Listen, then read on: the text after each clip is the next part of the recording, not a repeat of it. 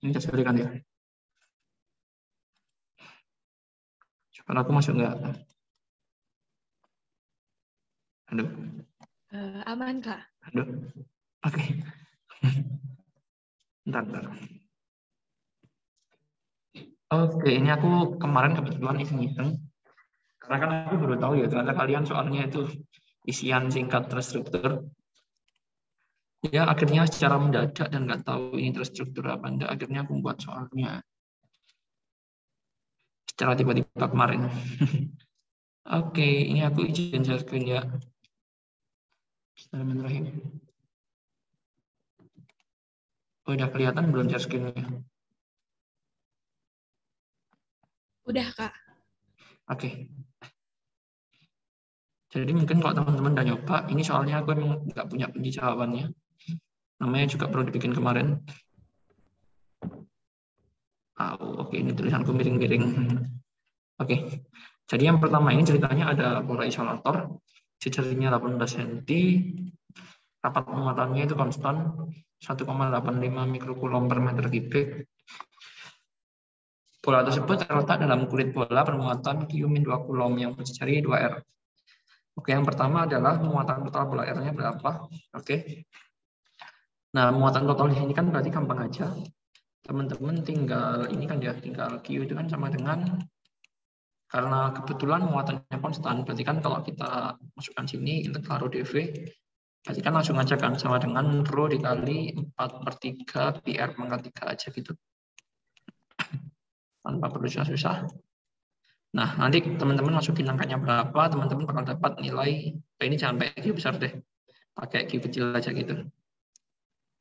Ya, teman-teman nanti bakal dapat di sini nilainya berapa gitu. Oke, untuk nilainya nggak kuhitung karena aku setar jadi emang ini angkanya jelek juga. Dan karena tinggal masukkan kalkulator ya tinggal masukkan aja berarti. Oke, kemudian yang B, medan listrik yang dirasakan pada jarak R sama dengan 10 cm berapa dan pada R sama dengan 25 berapa. Oke, ini kan kita tahu di sini jari-jari polanya 18. Ini jari-jari polanya R-nya 18, R besarnya. Artinya R sama dengan 10 itu di dalam bola. Dan R sama dengan 25 itu di luar bola. Tapi masih di dalam kulit bola yang luar. Karena kulit bola yang luar ini kan dia jarinya 36 kan.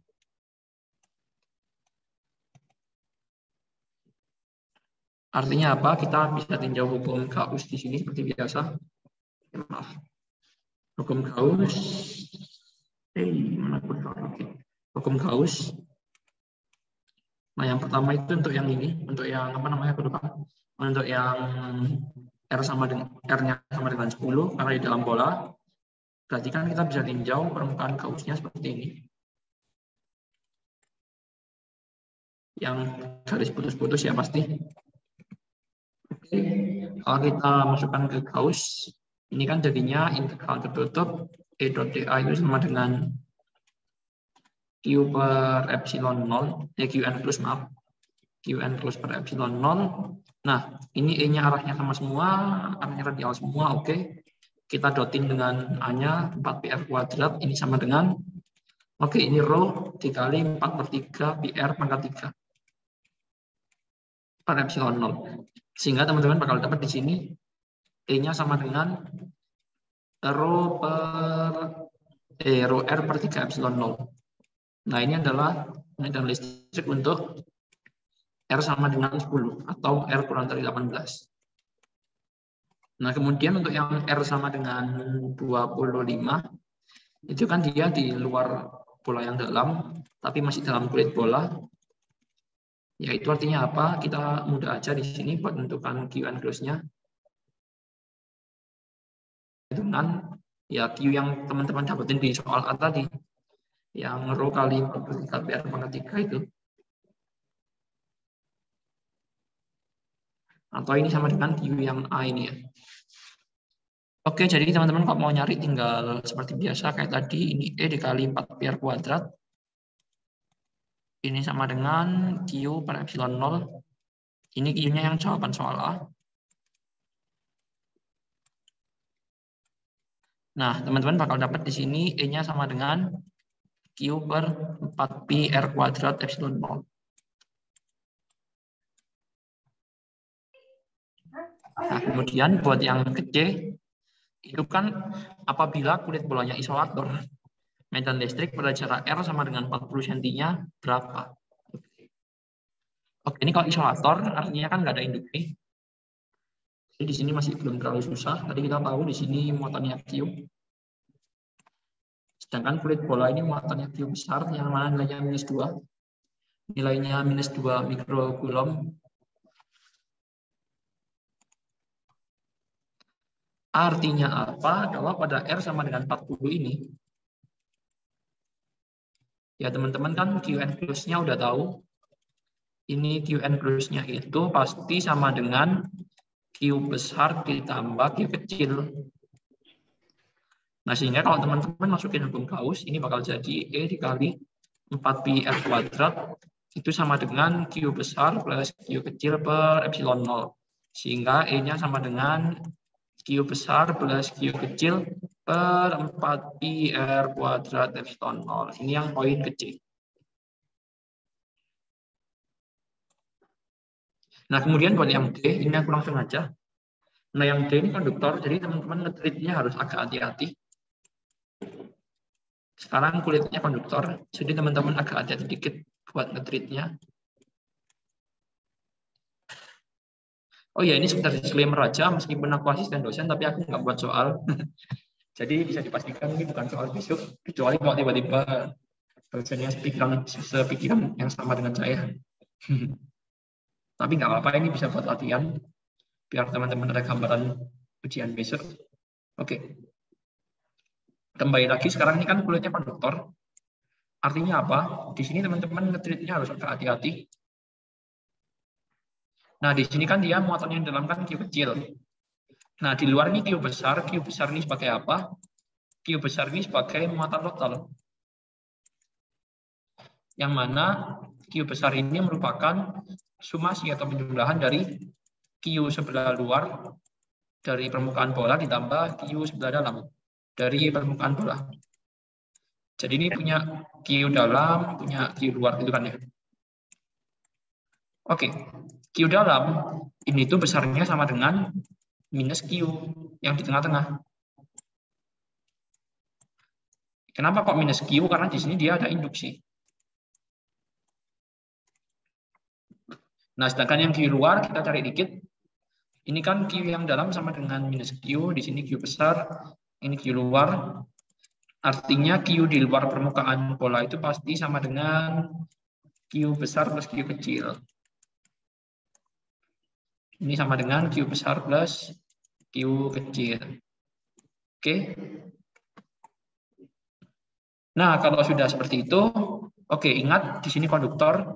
Konduktor itu akibatnya apa? Kita kan mau ninjau di jarak R sama dengan 40. Yang mana R sama dengan 40 ini di luar konduktor atau di luar kulit bola. Artinya apa?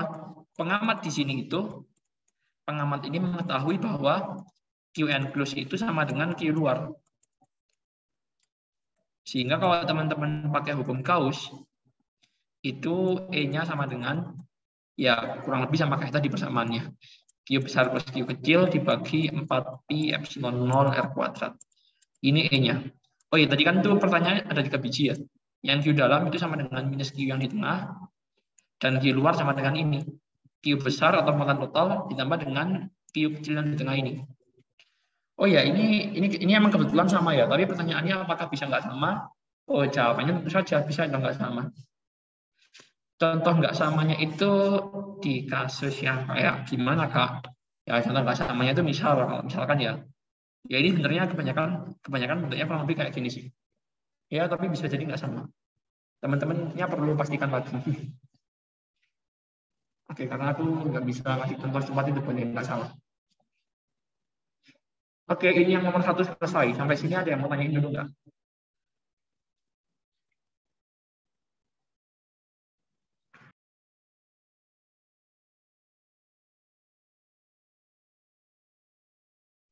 Oh iya Kak, mohon jelaskan ulang yang poin C itu aku masih kurang ngerti ngitung si Q-nya.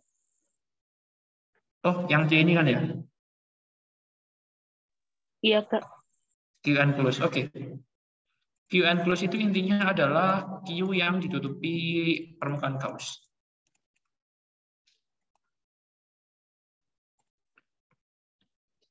Nah, sekarang logikanya gini. Misal, kamu itu punya lemper di atas piring, jumlahnya 3 buah.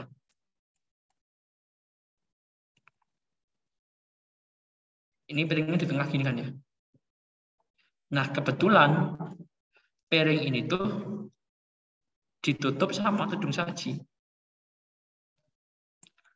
Dan di puncak tudung saji ini, itu ada 2 buah lemper. Nah, sekarang tudung saji yang di atasnya ada lemper itu, kamu tutupi lagi pakai tudung saji yang lain.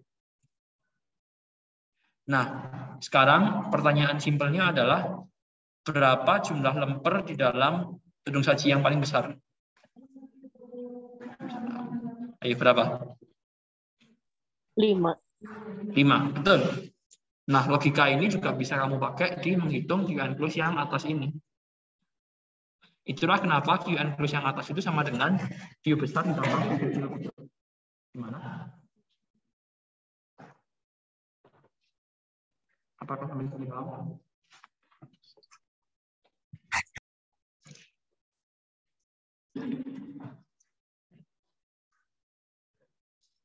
Gimana? Apakah bisa dimengerti? Atau ada yang mau tanyakan lagi dulu?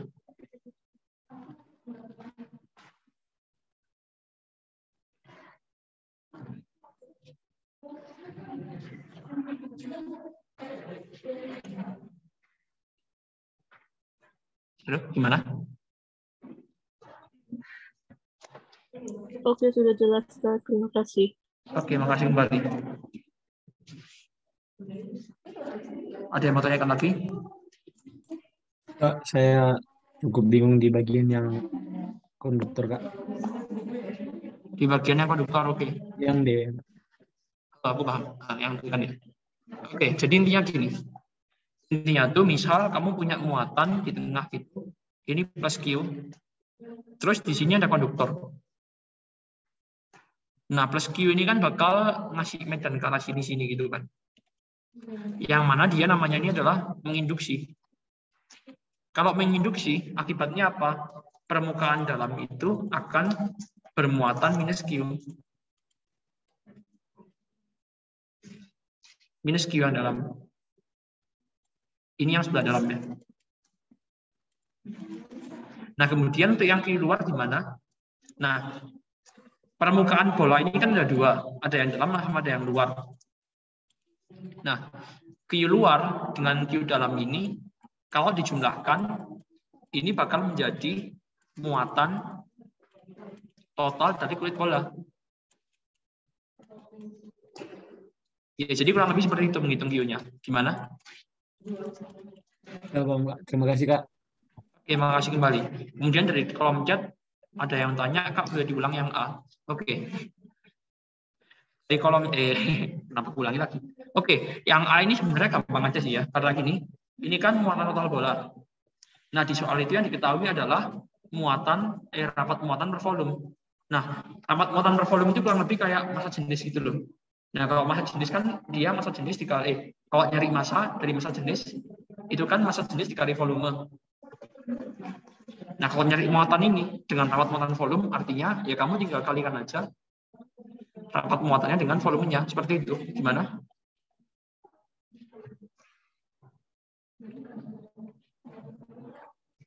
Oke, alhamdulillah. Ada yang mau tanya lagi?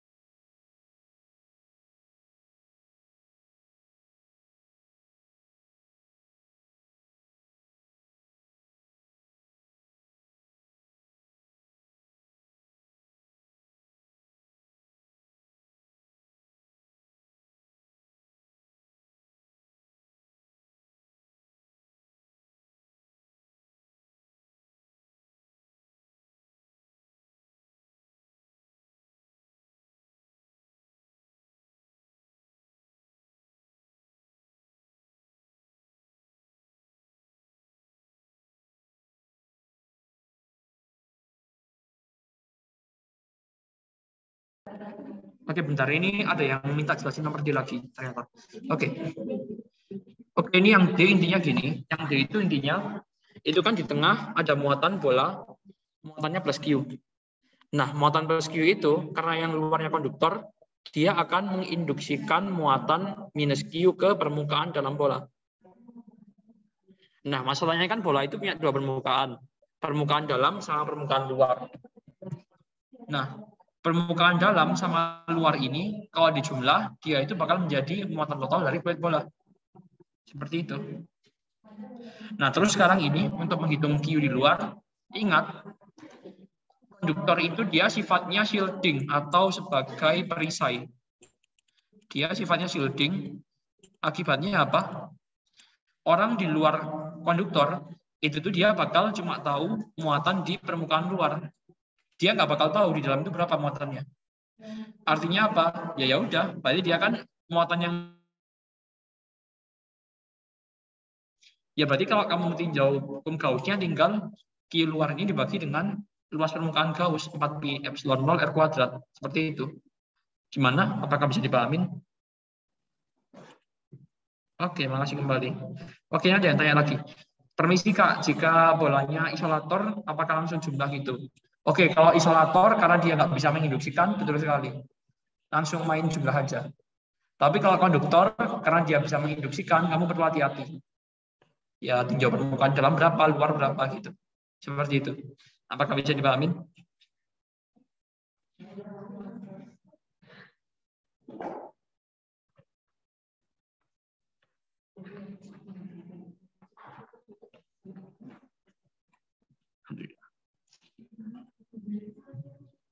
Oke. Apa yang dia mau tanya lagi?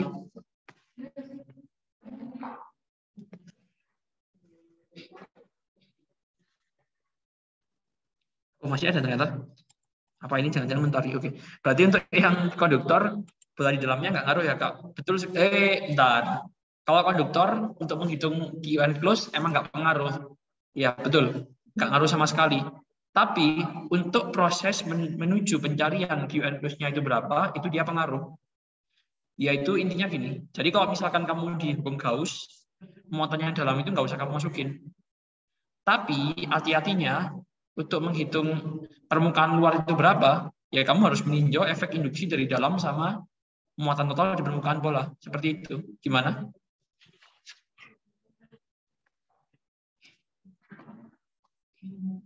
Ya. Oke, makasih kembali. Ada yang mau tanyakan lagi sebelum kita lanjut ke nomor 2?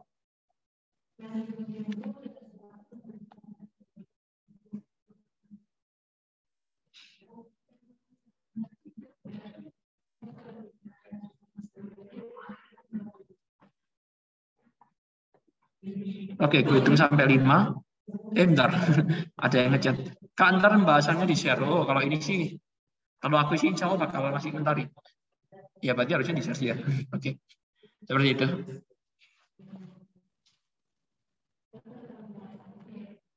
Ada yang mau tanya lagi?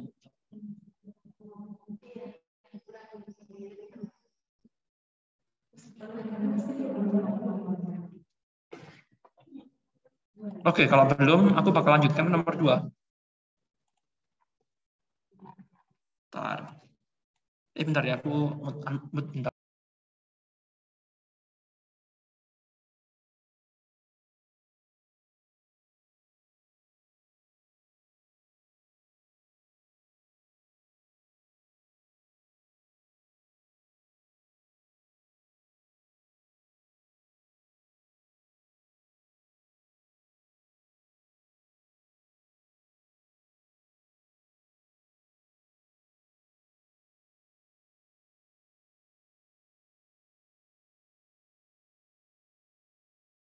Oke, sekarang aku mau lanjut ke yang nomor 2. Siap-siap, ini nomor 2 agak susah. Bahkan poinnya aku kasih paling gede. Maaf. Kursor mana kursor ini?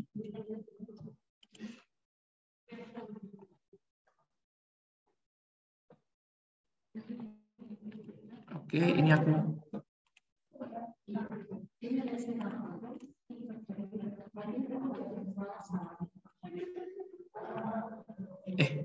Bentar ya, mohon maaf. Ini tulisanku emang miring kemarin waktu nulis. Jadi aku agak susah screenshot tulisanku sendiri ternyata. Oke, mohon maaf ya. Nah, ini nomor 2. Ceritanya di sini ada sebuah cincin bermuatan total 4 nanokulom bersejari 28 cm terletak pada bidang datar. Pusat cincin terletak pada titik 000. Oke, yang pertama, apabila rapat muatan cincin konstan, rapat muatan cincinnya berapa? Oke, di situ Anda udah dikasih ancer-ancer atau udah dikasih apa namanya? Ancer-ancer itu bahasa Indonesia-nya. Oh, dikasih kayak semacam pemberitahuan gitu. Semacam clue. Satuannya itu adalah nanokulom per meter. Artinya apa? Artinya di sini Anda meninjaunya itu pasti rapat muatan panjang. Nah, di cincin itu kan panjangnya pasti keliling lingkaran kan? Karena nggak ada lagi panjang-panjang yang lain yang mungkin buat muatan. Artinya apa? Untuk mencari rapat muatan cincin, Anda tinggal bagi aja Q itu dengan keliling lingkaran. Jadi lambdanya sama dengan Q per 2πr. Oke, ini silakan compute sendiri. Nah, kemudian yang B, medan listrik pada titik 000 adalah berapa? Oke, untuk yang B ini, itu kenapa aku kasih poinnya kecil, karena emang trivial. Nah, ini kan kalau Anda tarik, apa namanya, E-nya gitu ya. Ini kan ke pusat lingkaran, itu kan bakal saling cancel semua gitu. Ini ngilangin ini, ini ngilangin ini, kemudian yang di sini ngilangin seberangnya. Pokoknya yang saling berseberangan, dia bakal saling menghilangkan. Artinya apa? Medan listrik di 000 itu pasti sama dengan 0. Oke, ini trivial. Itulah kenapa aku kasih poinnya dikit. Nah, yang enggak trivial itu yang C. Kalau misalkan ini cincin, terus ini aku mau meninjau medan listrik di jarak A dari pusat cincin, misal di sini. Ini jaraknya A gitu ya. Artinya apa? Ini kan R di sini. Oke, kita bakal meninjau dikit. Ya, misalkan di sini itu sudut theta gitu. Tinjau elemen panjang lingkaran atau busur lingkaran, sudut sangat kecil. Ini namakan sudutnya d theta gitu. Ini d theta. Kemudian di sini, ini kan bisa kita tarik garis ke atas, ke sini. Itu jaraknya adalah, pastikan ya, akar R kuadrat tambah A kuadrat. Di sini ada sudut V.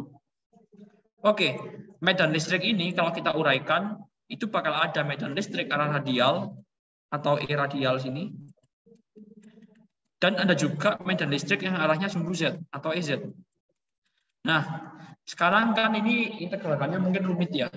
Tapi teman-teman pasti tahu suatu fakta bahwasannya yang radial itu yang saling seberangan bakal saling hilangin. Ini bakal cancel. Sehingga yang tersisa pasti cuma E yang arah Z. Seperti itu. Nah, artinya teman-teman cukup tinjau yang sana aja. Sehingga kan di sini teman-teman bakal dapat DE itu kan sama dengan K integral DQ per R kuadrat. Tapi karena arah Z doang, berarti kita proyeksikan ini dikali dengan sinus V. Oke, ini itu bakal menjadi apa? Ini itu bakal menjadi, bentar, kursorku kok hilang. Oh, ini bakal menjadi EZ. Ini sama dengan ini K. Oke, DQ-nya itu kan kita tahu lambda d theta, lambda kali R d theta. Kenapa demikian? DQ kan sama dengan lambda DL dan DL-nya adalah R d theta. Kemudian ini dibagi dengan R kuadrat. R-nya apa? R kecilnya adalah ini. Akar R kuadrat plus A kuadrat, itu kita kuadratin. Jadi ini bakal menjadi R besar kuadrat ditambah A kuadrat. Nah, dikali sinus V. Sinus V itu apa? Sinus V kan sama dengan ini. A dibagi dengan R kuadrat plus A kuadrat dipangkatin setengah. Oke, ini integral yang mudah. Kenapa?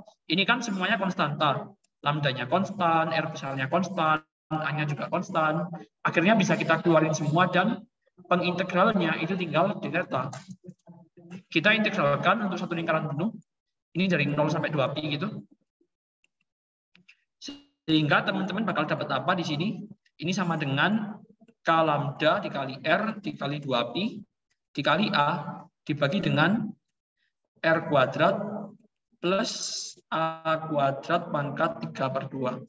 Ya, ini perumusannya. Untuk soal ini teman-teman tinggal masukkan aja A sama dengan 15 cm. Oke, kemudian yang D, itu teman-teman ditanya titik 0,0, Z besar sedemikian hingga E di Z besar itu sama dengan setengah kali E-nya di A tadi.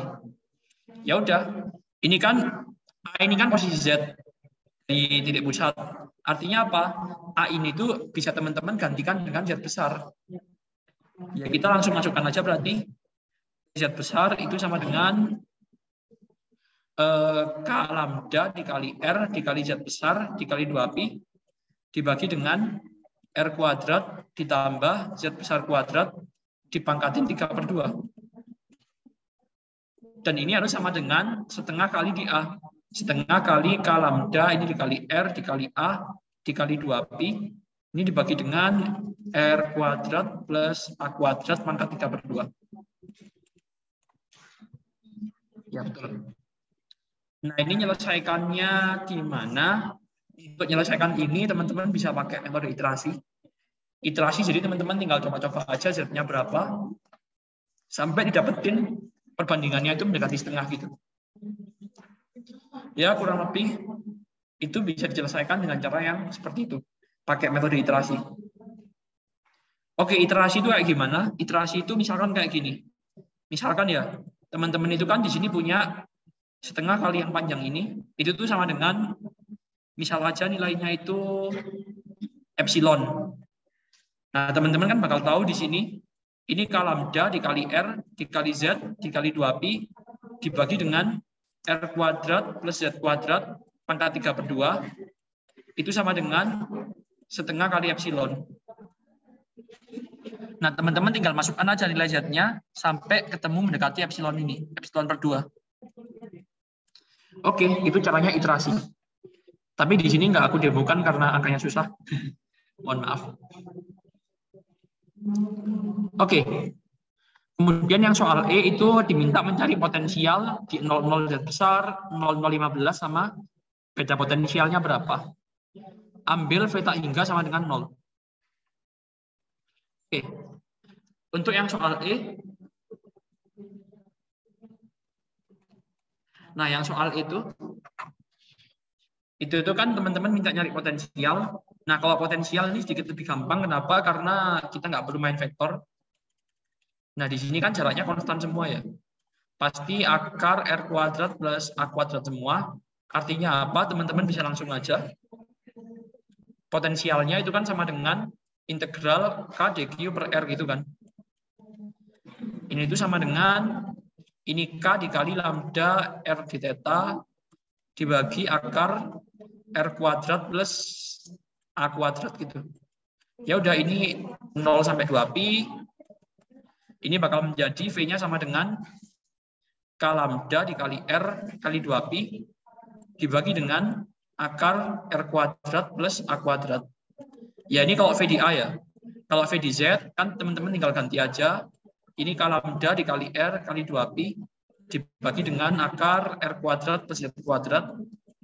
Ini kalau teman-teman masukkan Z-nya hingga, itu pasti dapat 0, santai aja. Nah, untuk mencari beda potensial antara di Z dengan di A, itu teman-teman tinggal kurangkan VZ dikurangi VA. Ya udah, gini aja. Tapi hati-hati, di sini nilainya pasti minus nanti. Minusnya jangan lupa diikutin. Oke, bentar, aku mau ngecas laptop dulu karena tadi udah keluar biru-biru.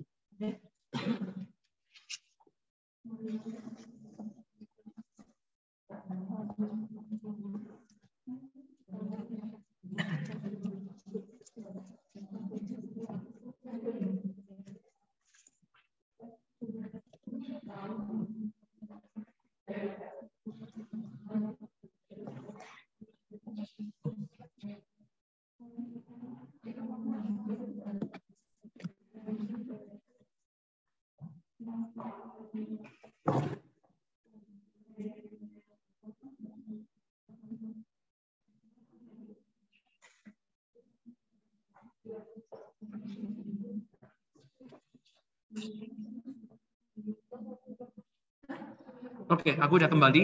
Sekarang aku lanjutkan ke yang poin F.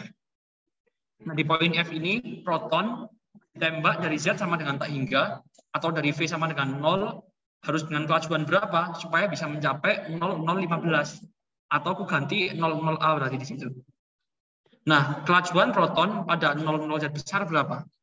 Oke, ingat, gini itu teman-teman energi mekaniknya kekal. Energi mekaniknya kekal. Nah, sehingga teman-teman bisa meninjau. Nah, untuk EM di tak hingga itu pasti sama dengan EM di A atau D sama dengan 15. Nah, di tak hingga itu kan cuma ada kayak E energi kinetik. Karena nggak ada itu kan ya, karena nggak ada potensial. Ini setengah MV minimum kuadrat. Nah, minimum itu terjadi saat apa?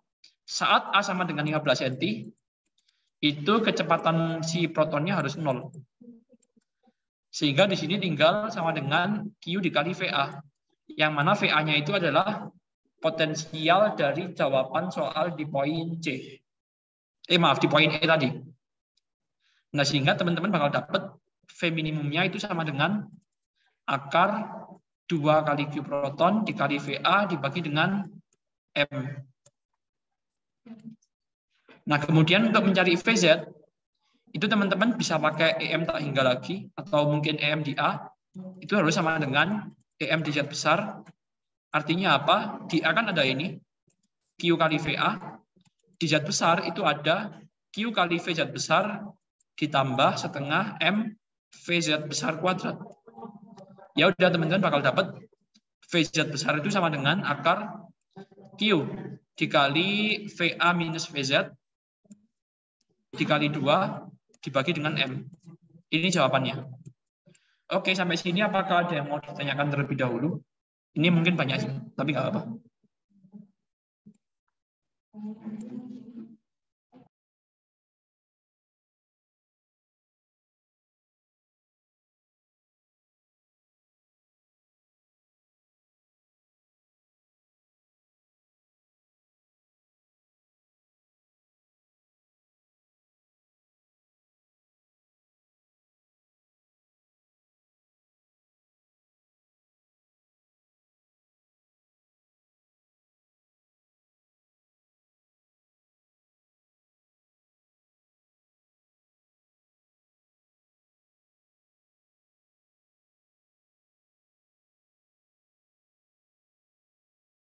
Halo, apakah ada yang mau tanyakan?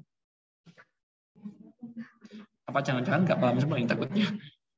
Kalau nggak paham, nggak apa, tanyakan aja. Oh ya, Kak Punten mau tanya.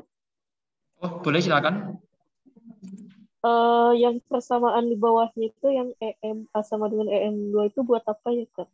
Oh, ini EMZ, maaf, bukan EM2. Ini kan ada 2 soal. Yang pertama itu Anda diminta mencari V minimum agar protonnya bisa di titik 0,0, A.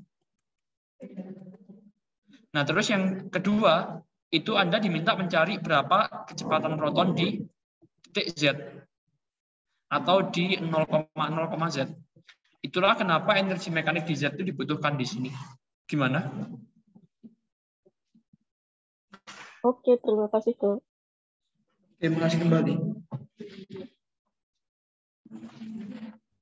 Aku mau tanya, Oke, silakan. kalau misalnya di A itu kenapa dia nggak ditambahin setengah MVA kuadrat gitu kan? Karena kan yang diminta V minimum. Nah, minimum itu pas kapan? Minimum kan berarti dia sampai berhenti di situ. Yang bawahnya Kak, yang soal EMA sama dengan EMZ itu. Iya kan, sama kayak yang sebelumnya kan. Di A kan memang kecepatannya 0. Gimana? Kecepatan di A kan memang 0. Maaf. Oh iya, oke Kak. Makasih Kak. Oke, makasih kembali. Kemudian di chat ini yang 3 yang tanya, kenapa EK di MA sama dengan 0? Ya emang 0. Karena kan yang ditanyakan berapakah kecepatan minimum supaya protonnya bisa mencapai 0,0, A atau 0,015. Ya kan, supaya dia nyampe doang, berarti kan kecepatannya harus 0 kan? Kalau mau nyampe doang. Itu sama aja kayak kamu melempar bola gitu. Berapakah kecepatan minimum supaya dia sampai di ketinggian berapa gitu. Nah, berarti kan dia harus di ketinggian yang kamu tuju itu kecepatannya 0 paling enggak. Biar cuma nyampe doang gitu. Sama kayak tadi di pertanyaannya. Oke, kemudian EM kenapa Q kali V? Oke, Anda tahu kan ini Q kali V itu adalah energi potensial listrik kan?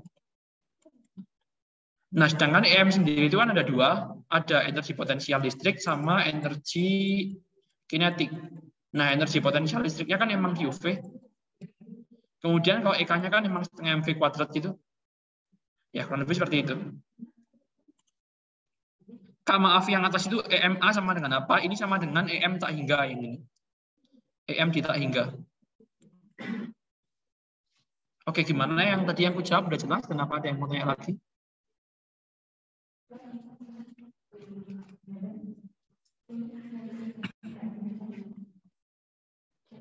Oke, ada yang mau tanya lagi nggak?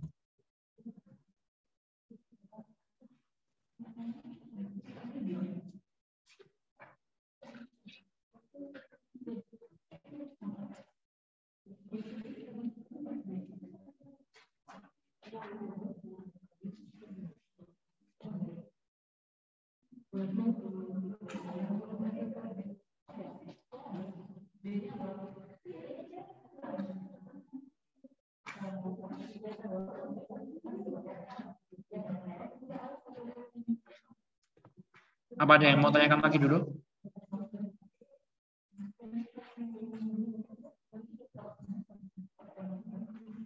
Mungkin dari nurunin rumusnya ada yang mau tanyain gitu?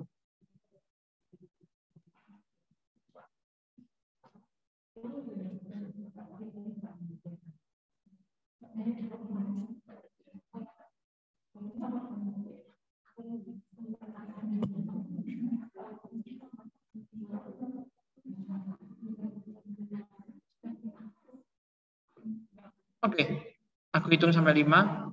1, 2, 3, 4, 5. Oke, sekarang aku lanjutkan ke soal yang nomor 3.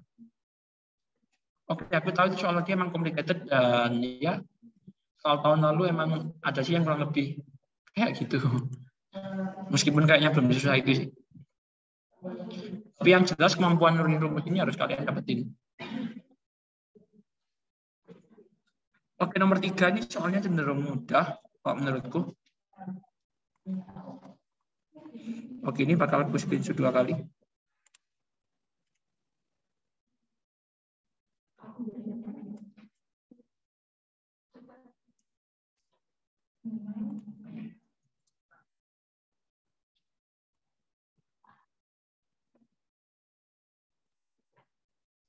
Oke, mohon maaf ini nggak rapi karena memang tulisanku juga kurang rapi. Oke, yang pertama ini kan Anda ditanyakan berapakah kapasitansi total dari kapasitor plat sejajar di atas. Oke, ini kan ada dua dielektrik. Ini kapasitornya di sini. Ini isinya 2 dielektrik. Ini kapa 1 yang bawa kapa 2 gitu. Ini yang bawa kapa 2. Ini artinya apa, teman-teman? Artinya di sini ini tuh sebenarnya adalah 2 buah kapasitor yang diparalel. Jadi di sini ada kapasitor 1, ini kapasitor 2 gitu. Ya ini namakan CI, yang ini CII gitu. Pakai angka Romawi maksudnya. Nah, yang di atas ini dia tuh punya konsentrasi dielektrik kapa 1. Kemudian dia ada A, ada D. Oh, hati-hati A-nya. Ini dia A-nya A/2. Kemudian yang bawah, dia itu punya kapa 2. Kemudian A/2 dan D. Nah, artinya di sini apa, teman-teman? Artinya adalah P atau kapasitansi total dari kapasitor tersebut itu sama dengan ini. C1 Romawi ditambah dengan C2 Romawi. Ini sama dengan kapa 1 dikali epsilon 0 dikali A/2 dibagi D. Oh, bentar. Oh, mantap. Ditambah dengan kappa 2 dikali epsilon 0 dikali A per 2 dibagi D. Ya udah, ini gampang kan? Kappa 1 plus kappa 2 dikali epsilon 0 A per D. Oke. Ini udah selesai. Yang A. Terus yang kedua, yang B, ini kan diminta menentukan konstanta waktunya berapa. Seperti yang teman-teman tahu, konstanta waktu itu kan sama dengan 1 per RC. Ya udah dimasukkan aja berapa. Nah, nilai C-nya ini itu adalah yang diperoleh dari atas tadi.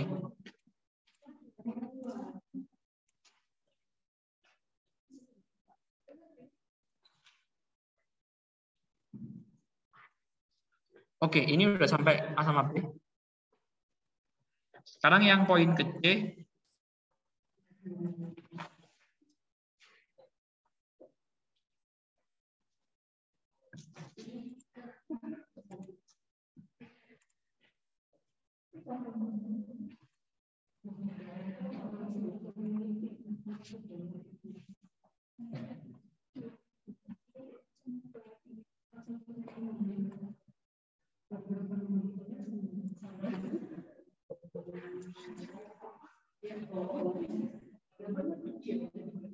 Nah, buat yang C itu kan ditanyakan ini, berapakah muatan kapasitor setelah selang waktu setengah kali konstanta waktu. Oke. Kalau kita tinjau lagi di sini, ini ada R, ini ada C sama epsilon.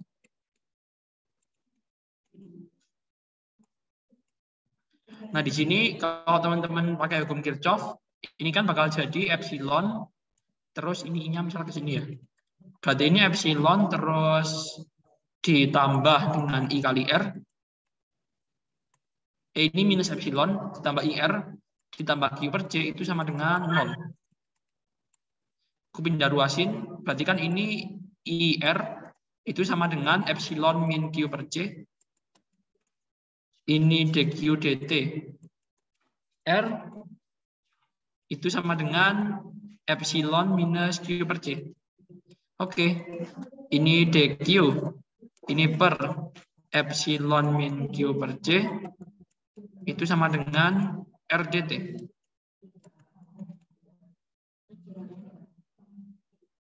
Maaf, ini 1 per RDT. Ini 1 per RDT. Ini 1 per RDT, kemudian ini kaliin Q per C, sehingga di sini ada 1 per C. 1 per C-nya ke atas, di sini ada 1 per RC.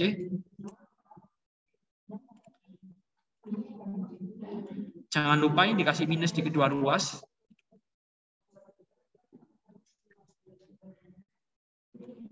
Artinya kalau diintegralin bakal jadi kayak gimana? Ini T-nya dari 0 sampai T, dan di sini Q-nya dari Q sama dengan 0 sampai Q sama dengan Q umum gitu ya. Artinya ini bakal menjadi ln epsilon minus Q per C dibagi epsilon, itu tuh sama dengan minus T per RC. Itulah kenapa di sini konstanta waktunya sama dengan 1 per RC. Nah, ini bakal menjadi ln 1 minus Q per epsilon C. Ini sama dengan minus T per RC. Kalau kita eksponenkan, ini 1 minus Q per epsilon C sama dengan E pangkat min T per RC. Ini kupindahkan, berarti jadi kayak gimana?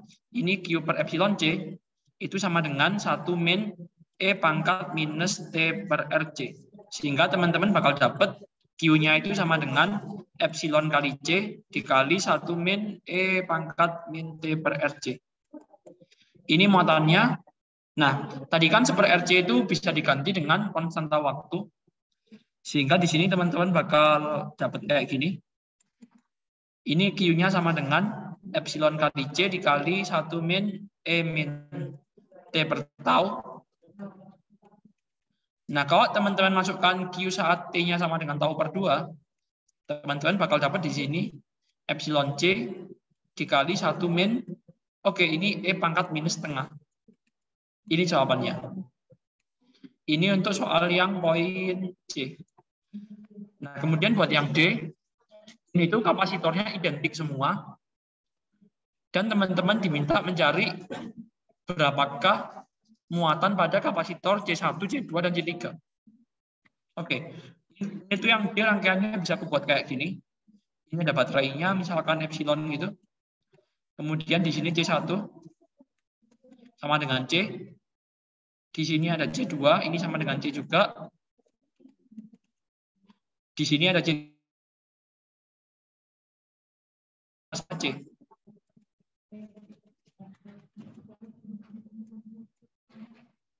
Nah, ini itu teman-teman bisa nyari Q totalnya dulu.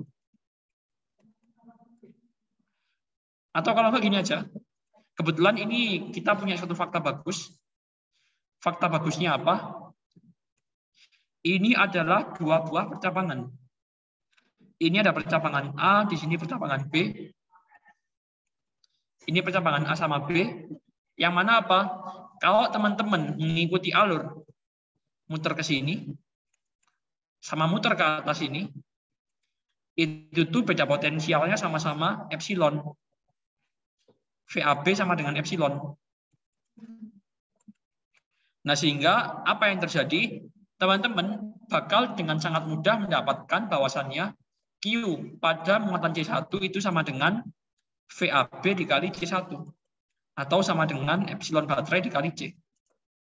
Ini yang Q1. Kenapa seperti itu? Karena dia kan C1 diapit sama cabang AB kan. Dan epsilon ini atau baterainya juga diapit sama cabang AB. Ingat, di setiap titik percabangan itu beda potensialnya pasti sama. Seperti itu. Nah, kemudian untuk meninjau yang atas, ini kan ada C2, ini C2, di sini C3, dan di sini C4. Nah, beda potensial di sini itu juga VAB. Atau sama dengan epsilon. Nah, buat yang ini teman-teman perlu cari dulu berapa kapasitansi totalnya. Ini kan bakal menjadi seperti ini. Ini C, kemudian di sini ada C sama C. Di paralel, artinya ini bakal menjadi C di seri dengan 2C. C seri 2C itu jadi berapa? Itu kalau dimasukkan 1 tambah setengah, berarti jadi 3/2 dibalik 2/3. Ini menjadi 2/3C. Artinya apa? Q total atau Q di sini itu bakal sama dengan Q di C2. Sehingga Q2 itu bakal sama dengan kapasitansi pengganti, yaitu 2/3C dikali dengan epsilon. Nah, kemudian di sini kan dia kepecah dua, ke atas sama ke bawah. Ini Q3 sama Q4, tapi karena C3 dan C4 ini identik besarnya C, artinya apa? Q3 itu pasti sama dengan Q4.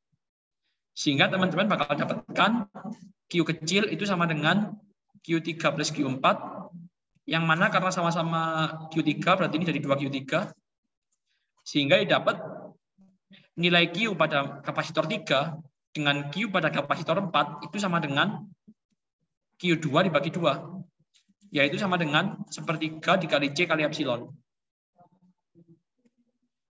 Oke, seperti itu. Apa ada yang mau tanyakan terlebih dahulu?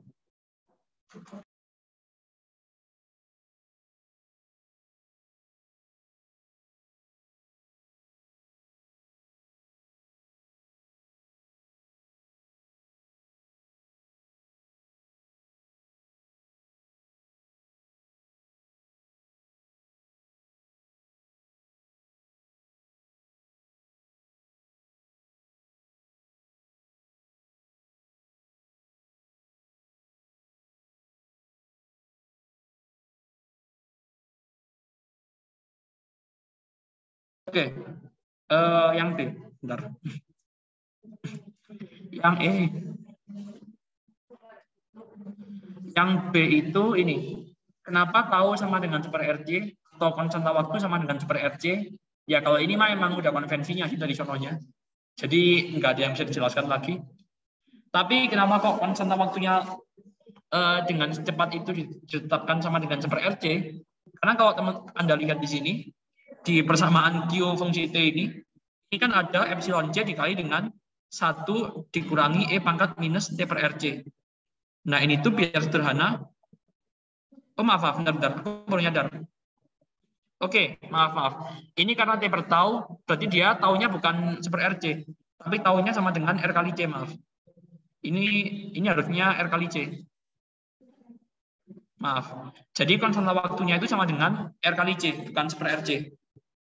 Kenapa kalau dipilih R kali C? Ya, biar bentuknya itu estetika aja yang di sini. Q fungsi T itu. Ini kan kalau dicocok logikan, ini E pangkat min T per RC, yang atas E pangkat min T per tau. Nanti Anda bakal dapat taunya sama dengan R kali T. Seperti itu. Gimana?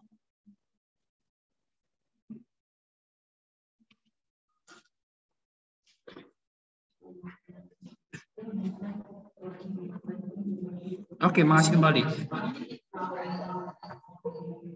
Jadi mohon maaf tadi ada kekeliruan di situ. Ada yang mau tanyakan lagi dulu?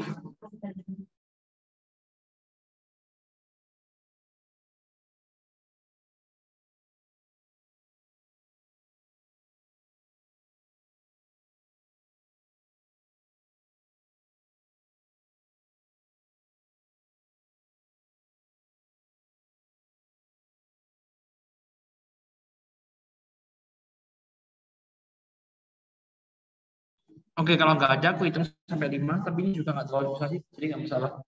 1, 2, 3, 4, 5. Oke. Sekarang kita bakal lanjut ya nomor 4.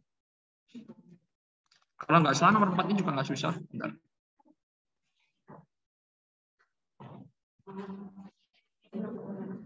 Oke, kenapa aku udah di PR? Bentar.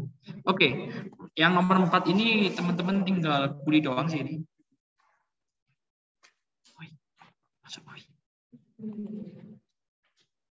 Nomor 4 ini tinggal dikuli.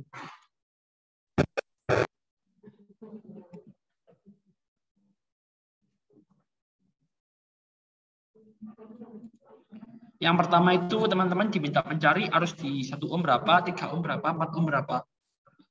Kemudian dayanya berapa masing-masing tadi. Oke. Kita misalkan di sini ada arus I1 gitu. Ini arus I1. Di sini ada arus I2 sama I3.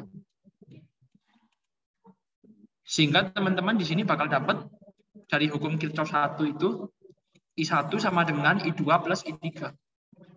Ini persamaan 1. Oke, kemudian untuk hukum Kirchhoff 2-nya, ini kan ada loop 1 sama loop 2 gitu ya. Nah, ini kalau aku paling nyamannya pakai analisis namanya analisis nodal atau analisis simpul.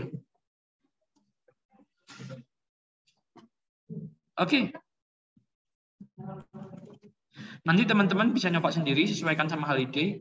Cuma karena aku sepertinya kurang biasa sama Haliday, jadi aku pakai analisis nodal aja. Oke, kita tinjau dari TVB ini. Kalau pakai analisis nodal, itu tuh VB dikurangi I1 dikali 1 ohm. Oke, kalau analisis nodal itu konvensinya gini ya. Konvensinya, kalau analisis nodal atau analisis simpul, misal ini ada apa namanya? Ada hambatan, ini R, ini ada I ke sini. Arah positif V-nya itu kebalikannya arah V, arah I, maaf. Ini V positifnya ke sana.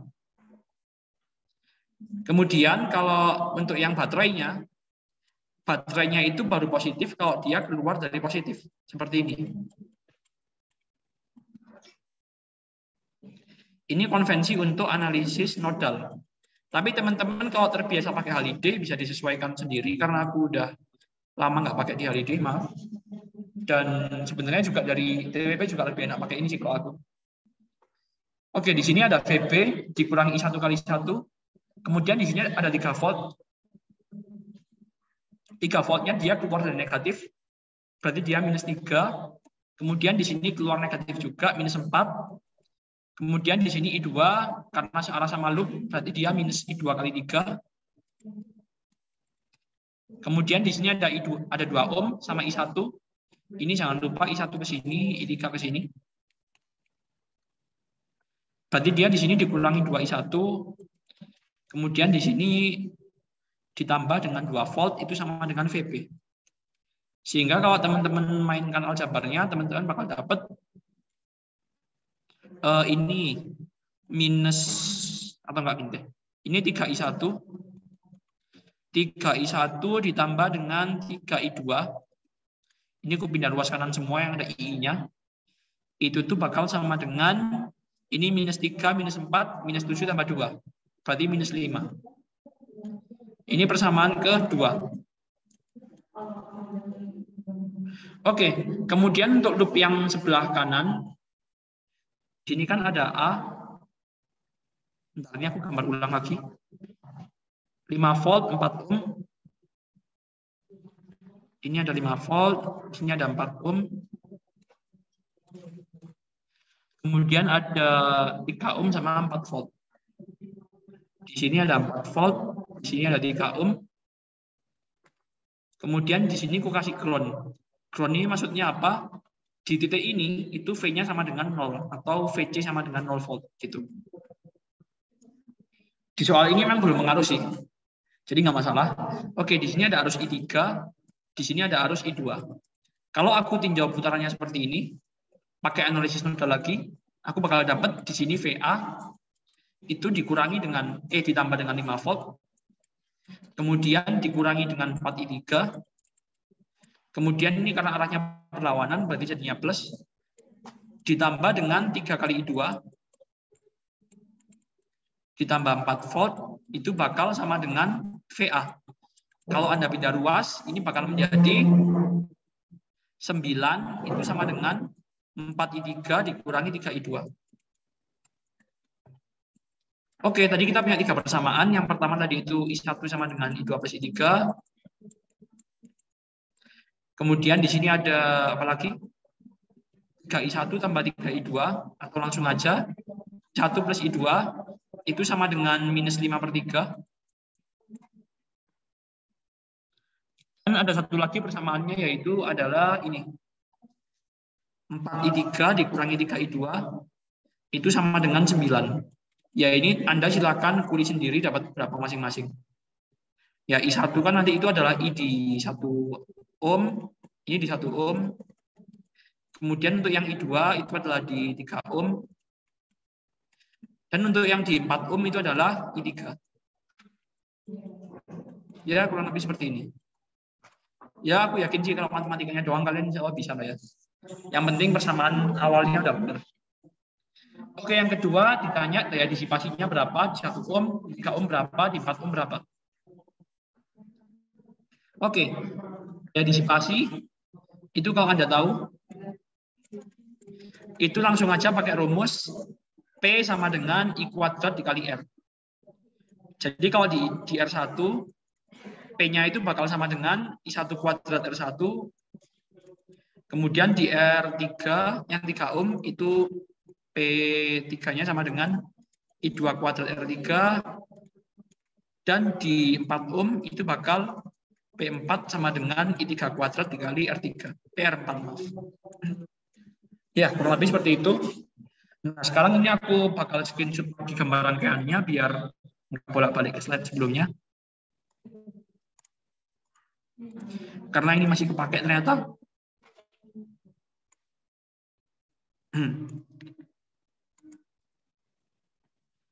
Ya, di sini analisis simpul sangat berguna untuk menentukan tegangan di beberapa simpul. Oke, di sini Anda diminta menentukan VA berapa, kemudian VB-nya berapa. Nah, teman-teman bisa meninjau jalur yang mudah. Yang C kan bisa ninjau sini. Dari VB ke A sini. Tadi kan kita udah punya I2-nya ke arah bawah, misalkan tadi. Artinya apa?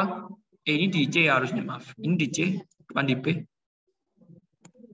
Nah, di sini itu teman-teman bakal dapat VB yang mana nilainya ini 0 volt, VC maaf, ini VC. Nilainya 0 volt. Terus kemudian di sini karena arah loop sama arah I2-nya berlawanan, berarti ditambah dengan 3I2. Kemudian di sini keluarnya plus, berarti tambah 4 ohm, itu sama dengan VA. Artinya apa? V di titik A itu bakal sama dengan 4 ditambah dengan 3I2. Nah, kemudian buat yang di VB, teman-teman bisa tinjau yang sini. Ini arusnya I1 ke sini. Nah, ingat di sini arah I1 sama loopnya searah, sehingga apa? Di sini teman-teman kalau pakai analisis simpul, ini VC, ini 0 volt, dikurangi dengan 2I1, ditambah dengan 2 volt, itu sama dengan VB. Sehingga VB-nya sama dengan 2 dikurangi 2I1. Nah, kemudian untuk yang soal E, di sini itu di antara A sama B di paralel kapasitor. Misalkan kapasitornya kapasitansinya C gitu ya. Ingat, ketika tunak, V di kapasitor itu sama dengan V di AB atau beda potensial antara AB. Artinya kayak gimana? Di sini teman-teman bakal dapat nilai muatannya itu sama dengan C dikali VC gitu ya. V kapasitor, artinya apa? Ini sama dengan kapasitansi kapasitor dikali dengan VA kurangi VB. Ya, kurang lebih seperti itu. Untuk nilainya apakah negatif positif? Ini nggak masalah, harusnya nggak menjadi masalah, cuma saranku dipositifin aja. Sampai sini apakah ada yang mau tanyakan? Oke, ketika dia tunak, oke ini kebetulan yang Hebri tanya ternyata. Ketika dia tunak, itu tegangan antara kedua kaki kapasitor itu harus sama dengan beda potensial antara titik A dan B. Sehingga apa? Sehingga Anda bakal dapatkan nilai tegangan pada kapasitor itu sama dengan VA min VB. Sehingga nanti Anda bakal dapatkan muatannya itu sama dengan kapasitansi dikali dengan VA min VB. Seperti itu. Oke, di sini ada pertanyaan dari chat. Kak, untuk arah loop apakah bebas ditentukan? Ya, bebas. Anda mau muter kemana aja bebas. Oke, kondisi selain tunak itu apa dan tunak itu apa? Oke. Jadi intinya gini, tunak itu adalah kondisi di mana kapasitornya penuh. Tunak itu kapasitornya penuh.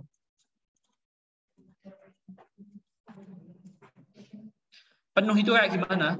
Penuh itu misalkan ya, misal kamu di sini itu punya kapasitor C gitu, terus di sini ada beda potensial VC, FV gitu, maka ketika tunak, V kapasitor itu sama dengan V baterainya itu, kurang lebih seperti itu.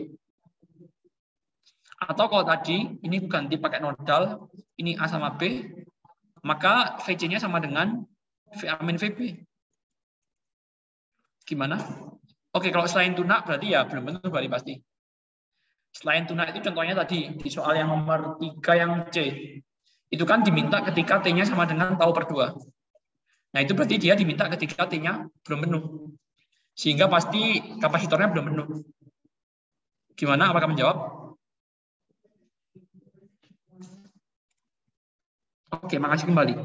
Nah, bagaimana cara memilih arah untuk menghitung VA min VB? Oke. Kebetulan di soal yang ini, soal apa namanya? Soal nomor 3E ini aku tidak menentukan arahnya harus kemana. Oh ya, apalagi di sini yang ditanyakan ini, energi potensial kapasitornya berapa? Kalau ditanya energi potensial kapasitor, langsung aja berarti kan sama dengan setengah dikali kapasitansi dikali VA min VB kuadrat. Ya kan kalau Anda kuadratkan VA min VB dengan VB min VA, itu kan bakal sama aja kan. Karena dia nilainya sama, cuma positif negatif, dikuadratkan ya positif gitu. Tapi kalau misalkan di soal ya, misal di soal yang lain, itu Anda punya seperti ini A, ini B. Di sini ada kapasitor, ada resistor sama baterai. Arusnya ke sini. Ingat, kalau Anda diminta menentukan VAB, VAB itu artinya adalah VA dikurangi VB. Ya berarti silakan Anda jalan dari VA ke VB sini.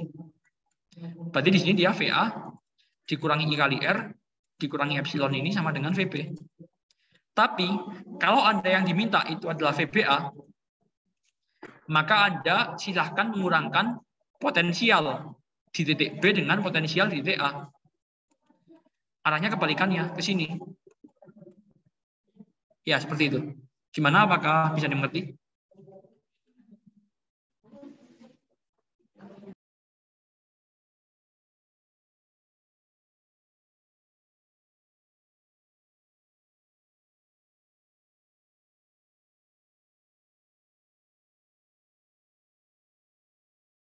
Oke, makasih kembali. Apa ada yang mau tanyakan lagi?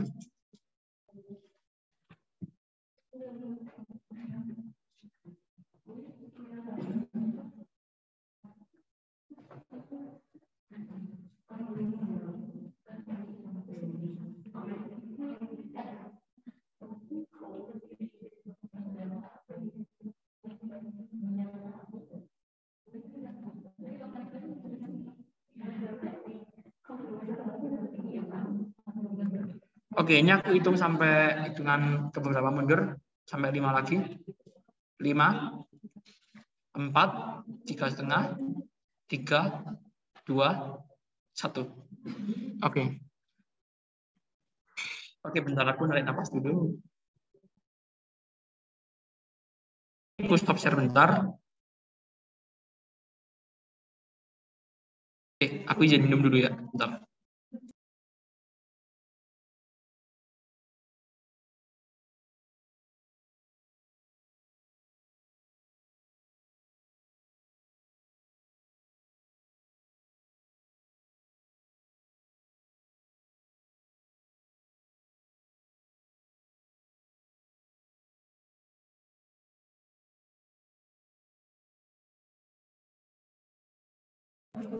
Tes, apakah suaraku masuk lagi? Masuk, Kak. Oke, alhamdulillah. Nah, sekarang kita akan mengerjakan soal nomor 5. Nah, ini soal yang baru benar susah ini.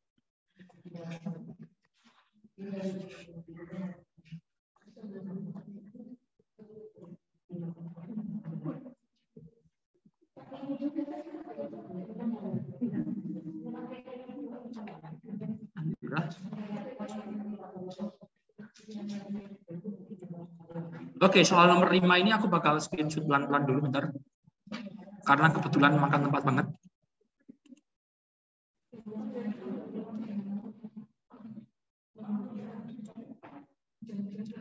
Ya, ini adalah kumparannya.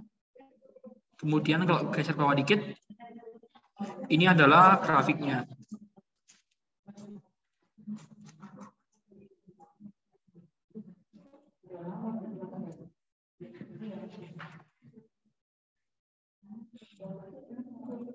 Oke, sekarang ini aku screenshot sampai soal A dulu.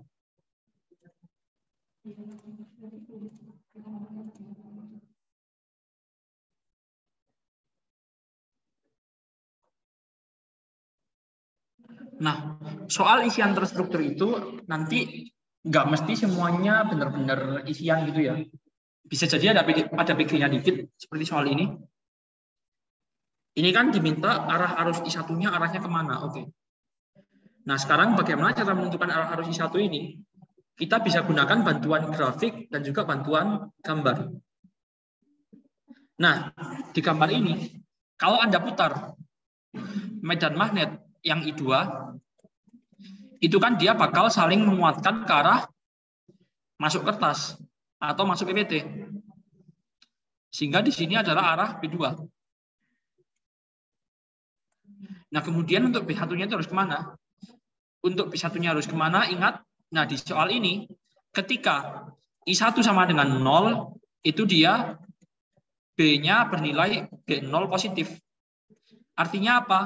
B positif itu dia arahnya masuk PPT. Sedangkan untuk yang B negatif, dia arahnya keluar PPT.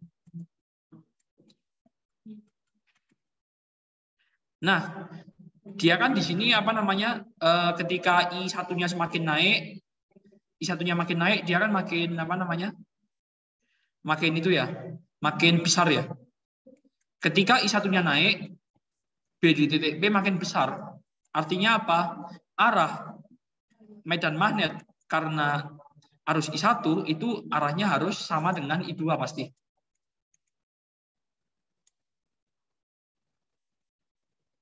Nah, artinya apa di sini? Supaya medan magnetnya masuk PPT juga, karena I1, artinya arah arus I1 ini pasti arahnya harus clockwise atau searah jarum jam. Jadi jawabannya yang clockwise ya ini. Biar arahnya sama-sama masuk. Nah, nanti ketika di arahnya I-nya minus, berarti kan dia arahnya berlawanan. Arahnya berlawanan, dia muternya bakal counterclockwise atau berlawanan jarum jam. Nah, dia bakal keluar PPT, si B-nya. Seperti itu. Jadi ini Anda harus pinter-pinter analisis grafik dengan analisis vektornya. Dan ini adalah tipikal soal yang sering muncul di holiday. Siapa tahu besok keluar. Amin nggak ya? Oke. Kemudian untuk soal yang B, ini aku screen sebentar lagi. Mantap Mentari. Oke, medan magnet B0 ketika arusnya I1 sama dengan 0 ampere. Oke, ini aku screenshot sama yang sebelumnya tadi sama gambarnya.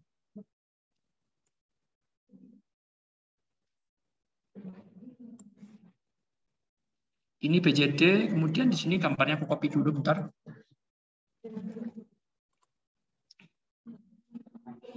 Oke, untuk mencari medan magnet B0, nah kita kan di sini ada dua apa namanya? Dua ruas kawat yang berpengaruh, yaitu ruas kawat yang ini dengan yang setengah lingkaran atas dan setengah lingkaran bawah. Ya namakan yang atas ini 1, yang bawah 2 gitu ya. Artinya apa? B0 itu bakal sama dengan B1 tambah B2. Yang mana B1 ini karena kawat atas, B2 karena kawat bawah. Nah, ini masih gampang seperti yang Anda tahu. Untuk medan magnet dari kawat berbentuk setengah lingkaran, itu tuh besarnya ini. B juring lingkaran, B juring yang sudutnya theta, itu kan sama dengan ini. Sama dengan mu0i dibagi 2R atau jari-jari, dikali dengan theta per 2pi kan. Artinya untuk setengah lingkaran kan dia tetanya sama dengan pi. Artinya B-nya sama dengan mu0i per 4R. Nah, sehingga di sini sama dengan apa? Ini sama dengan mu0 dikali I2 dibagi dengan 4R besar ditambah mu0 I2 dibagi 4 dikali 2R besar. Sama dengan 3/8 mu0 I2 per R besar. Ini adalah medan magnet B0.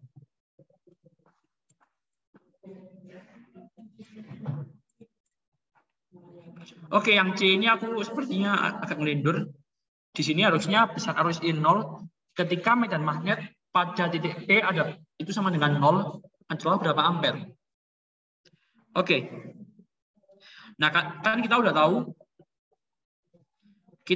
ini karena kawat besar atau karena kawat yang panjang, karena kawat I2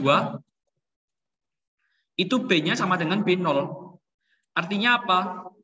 Agar di pusat itu B-nya 0, agar BP sama dengan 0, maka Anda harus mencari seperti ini. Anda harus menyimpulkan bahwasannya B di pusat karena I1 itu harus sama dengan B di pusat karena I2. Yang mana arah I2-nya harus berlawanan atau I2-nya counterclockwise. Tapi karena di sini ditanya yang cuma besar, maka nanti Anda jangan lupa mutlakin seperti itu. Artinya seperti ini. Ini kan B1 harus sama dengan B0. Nah, B1 itu sama dengan berapa? Ini sama dengan mu0 dikali I1 dibagi. Oke, itu sesarinya R per 2. Tadi dibagi dengan 2 kali R per 2. Ini sama dengan mu0 dikali I2 dibagi dengan ini 3/8, ini R.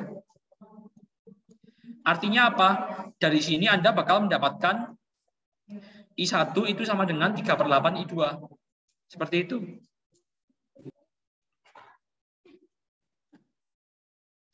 Nah, kemudian buat soal yang D, itu Anda cukup pakai persamaan garis lurus juga bisa. Atau kalau enggak, Anda tinggal superposisikan aja, berarti BDP ketika arusnya 1 ampere, itu sama dengan μ0 I1 dibagi 2R/2 ditambah 3/8 μ0 I2/R. Ya udah, ini tinggal masukkan aja. Yang mana I1-nya bernilai 1 ampere. Nah, oke, ini soal-soal yang gampangnya udah beres, sekarang tinggal yang susahnya doang.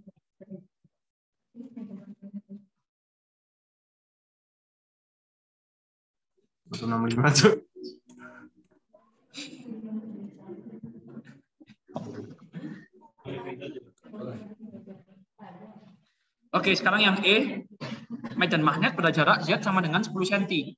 Di atas titik P secara tegak lurus, itu besarnya berapa? Dan itu dia 0 apa enggak 0? Oke. Bentar. Nah, buat yang E ini kita agak mulai dikit. Oh, aku kira keluar jumlah. Bentar. Oke, ini yang E kita rada-rada menguli.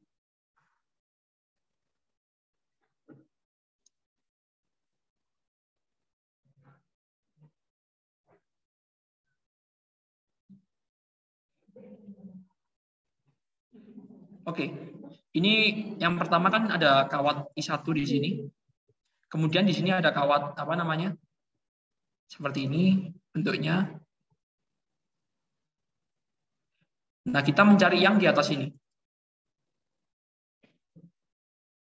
Di titik ini titik P gitu ya.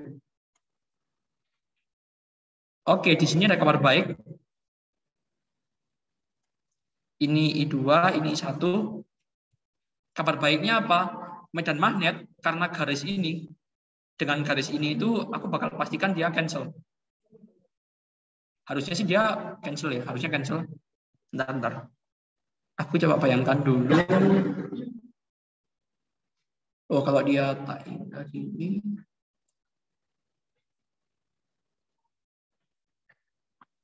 Oke. Oh tidak, ternyata tidak semudah itu. Ternyata nggak cancel juga ternyata. Oke, jadi di sini kita harus menentukan semuanya. Semuanya harus ditentukan. Oke. Yang pertama kita akan menentukan yang karena garis ini dulu. Ini garis, ini panjangnya dia R kebetulan. Karena di sini kan dia R/2 ya. Ini R/2, kemudian di sini R. Dan dia ini jari-jarinya 2R. Berarti segini pasti R. Oke, ini garis panjangnya R. Di sini jaraknya juga R. Dan di atas ini dia Z gitu.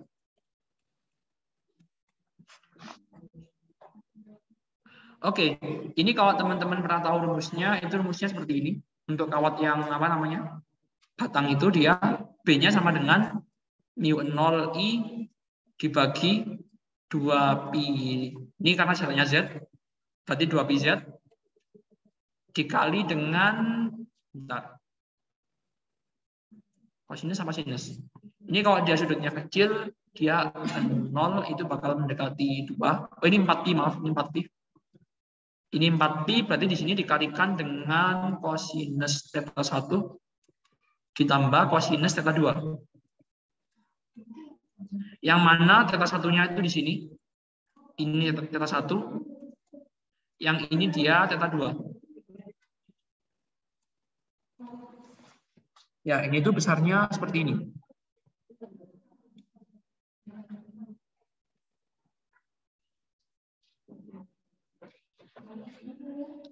Ini B di atas seperti itu. Kemudian untuk yang di lingkaran, untuk lingkaran ini,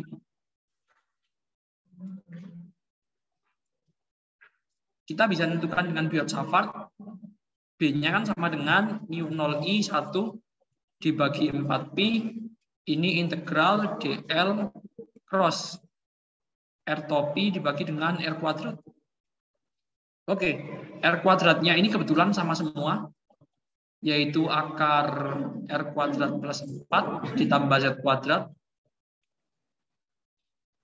Maaf, ini dl cross R topi ya benar. Berarti ini B sama dengan mu 0I1 per 4Pi. Ini bisa aku keluarin R kuadrat plus 4 ditambah Z kuadrat. Nah, ini baiknya kita pakai koordinat silinder aja.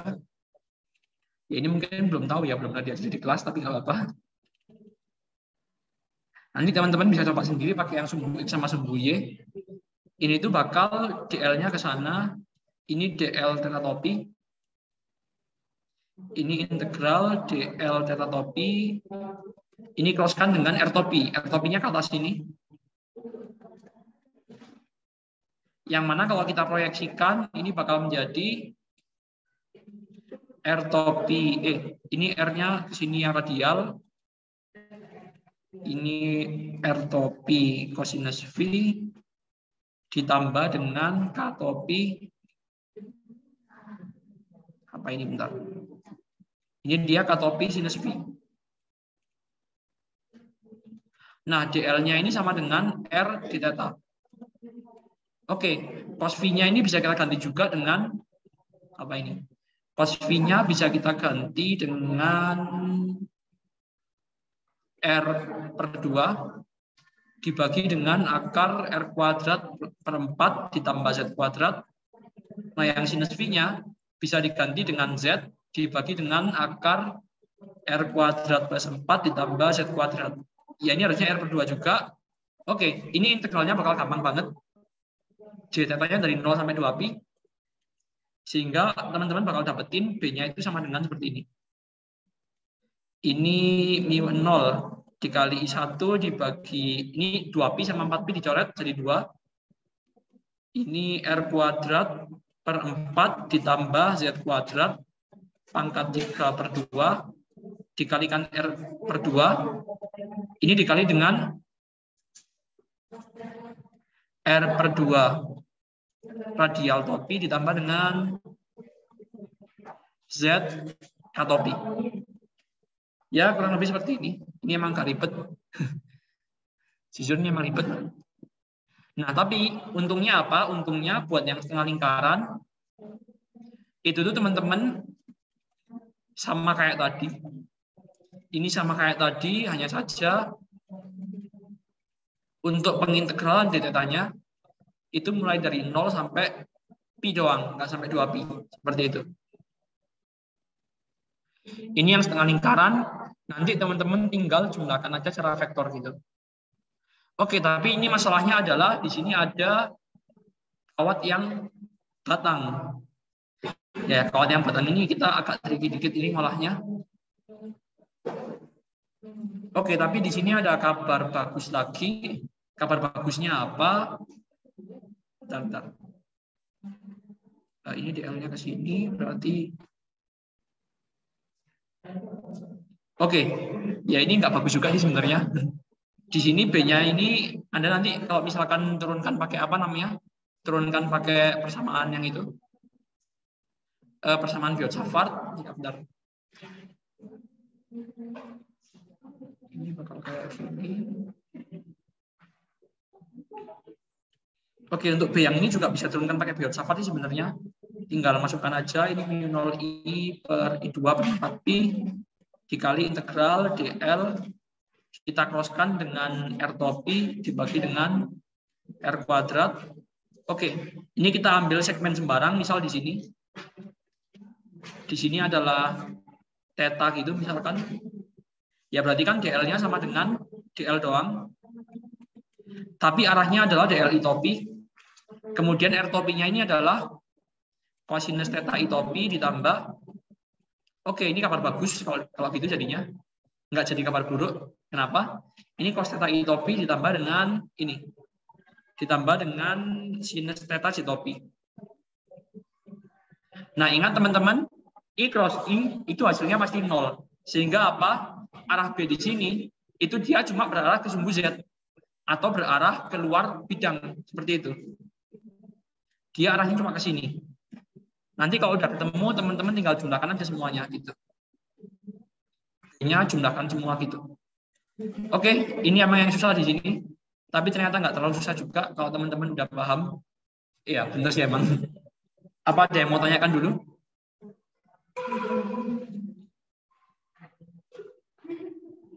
Aku mau tanya. Oke, silakan. Jadi medan magnet yang di titik P itu kita tinjau akibat si lingkaran kecil, terus kawat yang itu, kawat yang sebelah kanan sama kiri. Itu terus sama yang setengah lingkarannya gitu, Kak. Iya. Oh, ini aku ganti nama ya, pakai titik Q aja kalau gitu, jangan pakai titik P. Karena yang sebelumnya udah pakai P. Yang ini kan maksudnya? Iya, Kak. Ya betul, seperti itu. Terus itu yang setengah lingkarannya kan ada yang 2R sama yang R. Terus itu juga kita cari dua-duanya berarti ya? Ya betul, cari dua-duanya. Oke, Kak. Makasih, Kak. Oke, makasih kembali. Ada kayak rumus udah jadinya gitu nggak, Kak? Saya kayak ribet gitu. Oke, kalau yang pertama ini B sama dengan U0 I per 4Z dikali cos θ 1 plus cos θ 2 katopi. Ini rumus jadi. Yang pertama ini aku udah kasih rumus jadi yang ini. Nah, untuk yang kedua ini sebenarnya itu ada rumus jadinya. Cuma aku nggak hafal, jadi aku paksa nurunin. Maaf. Oh, oke, Kak. Kalau misalnya ini tuh kalau di Haliday berarti materi yang kumparan itu ya, Kak? Iya, materi yang kumparan di atas. Kalau nggak salah ada di Haliday, aku lupa. Menurutku ada. Oke, Kak, makasih. Oke, makasih kembali. Ada yang menanyakan lagi?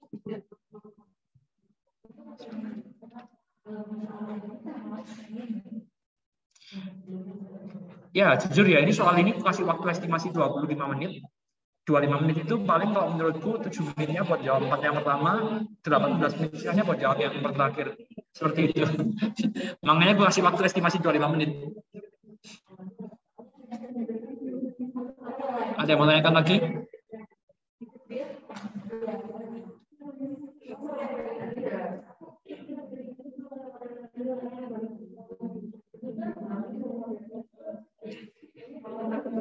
Halo?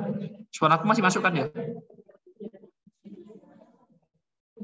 Masih, Kak. Oke, alhamdulillah. Oke, kalau nggak ada yang tanya, aku hitung sampai 5 dulu. 1, 2, 3, 4, 5. Oke. Nah, jadi ini emang sengaja ini aku buat soalnya estimasi 25 menit. 7 menit pertama itu buat yang A sampai D, sedangkan 18 menit sisanya buat yang terakhir. Seperti itu. Sengaja ini emang. Jadi ya mohon maaf kalau nyiksa. Oke, sekarang nomor terakhir ini harusnya nggak terlalu susah. Bahkan cuma aku kasih waktu 15 menit doang.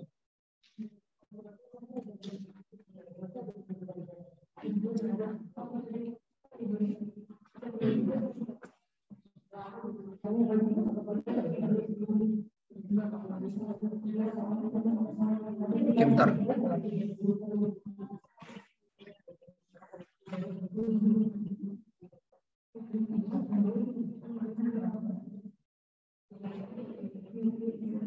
Oke, nomor 6 ini yang pertama Anda diminta mencari nilai A supaya elektron ini dapat menumbuk partikel. Setelah berputar sejauh 1/4 lingkaran ya, ini pasti karena di gambarnya seperti itu.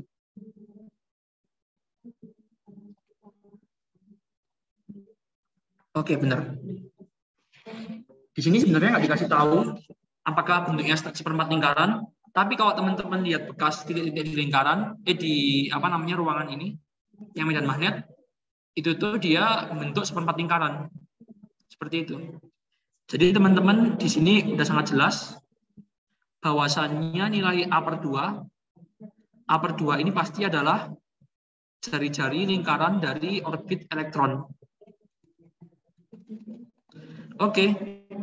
Sekarang kalau teman-teman tinjau persamaan hukum Lorentz, berarti kan sigma F sentripetal itu kan sama dengan M dikali V kuadrat. Ya bentar. Ini apa jangan-jangan ada yang kurang nih soalnya. Kemudian hukuman Tesla.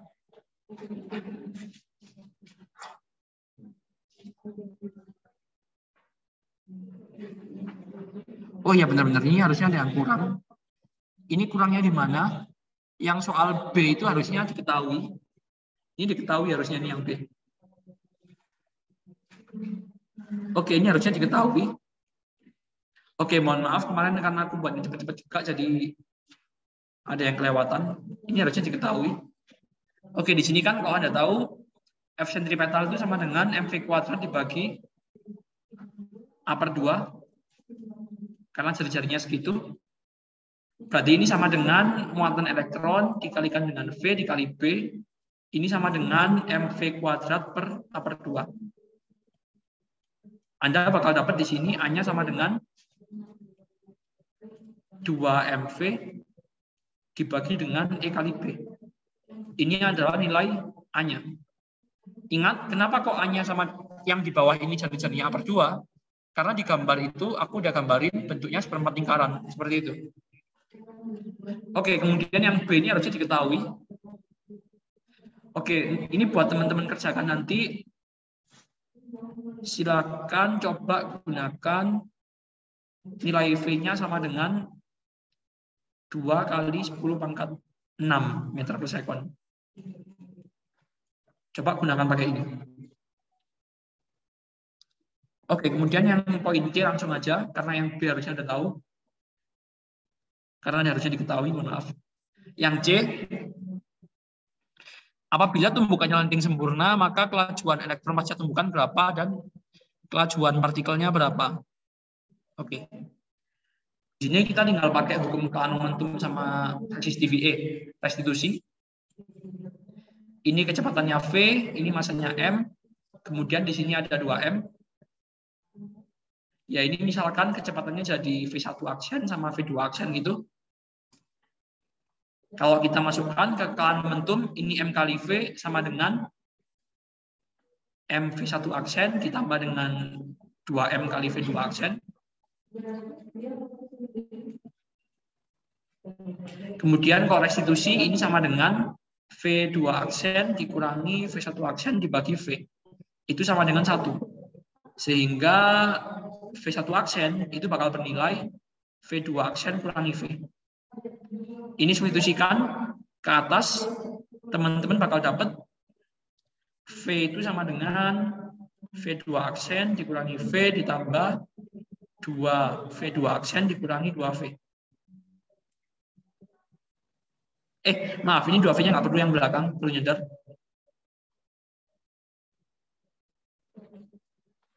Sehingga teman-teman bakal dapat di sini nilainya V2 aksen itu sama dengan 2/3V. Dan kalau teman-teman masukkan lagi ke sini, Anda bakal dapat V1 aksen sama dengan minus 1/3V. Kemudian untuk yang poin D itu ditanyakan waktu tempuh partikel keluar dari zona permedan magnet itu berapa? Nah, karena dia partikel yang nggak bermuatan itu dia nggak bermuatan, akibatnya apa? Partikel yang nggak bermuatan dia bakal GLB. Dia bakal GLB sehingga waktu tempuh keluarnya adalah A per 2, ini kan sama dengan 2V/3 dikali T, sehingga T-nya sama dengan 3/4 A per V. Kemudian itu setelah menempuh berapa putaran, elektronnya, ingat di sini elektronnya kecepatannya min V/3.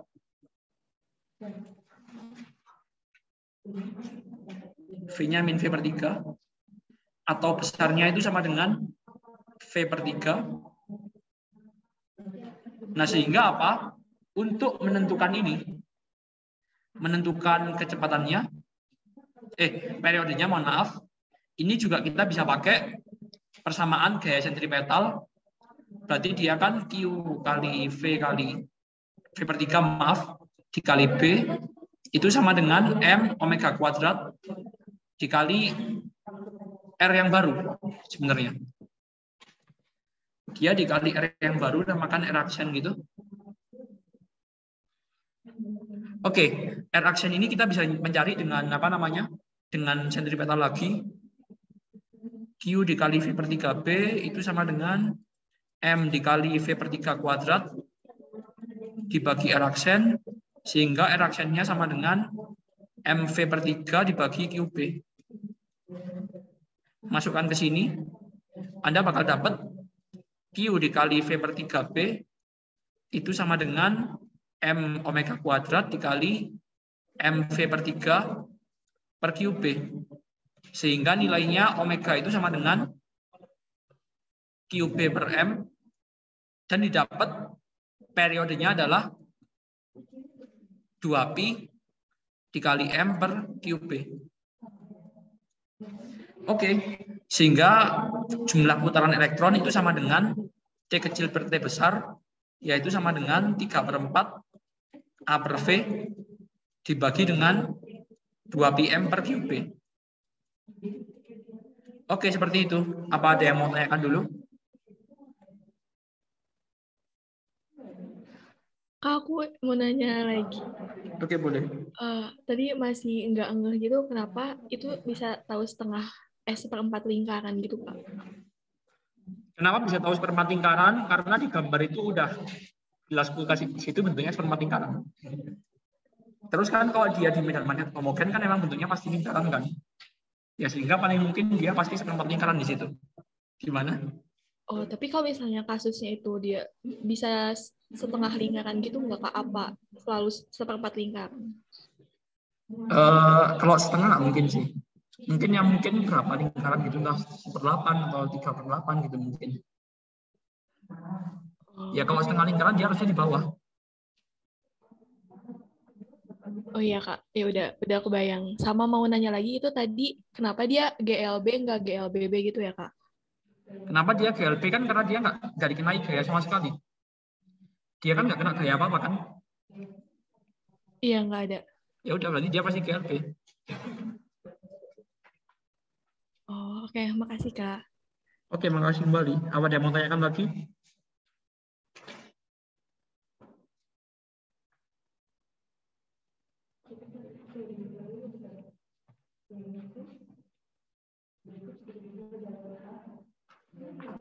Oke, kalau nggak ada, hitung mundur. 5, 4, 3, 2, 1. Oke, kalau nggak ada, ini aku akhiri sampai sini. Aku kembalikan lagi ke Mentari. Oke, makasih banget buat Kak Arkan. Tadi soal-soalnya itu kalau menurut aku udah mantap banget gitu sih. Kayak udah mengulik konsep-konsep yang bakalan diujiankan besok gitu. Makasih banyak buat Kak Arkan sekali lagi. Semoga ilmunya bermanfaat bagi kita semua. Dan juga makasih banyak buat teman-teman Masa Bumi di sini. Jangan lupa isi form feedback-nya. Nanti pembahasannya bakalan aku kirim di grup angkatan dan recordingnya bisa dilihat di Drive Inti Bumi atau di YouTube-nya FITB. Gitu. Mungkin sekian dari aku. Wassalamualaikum warahmatullahi wabarakatuh.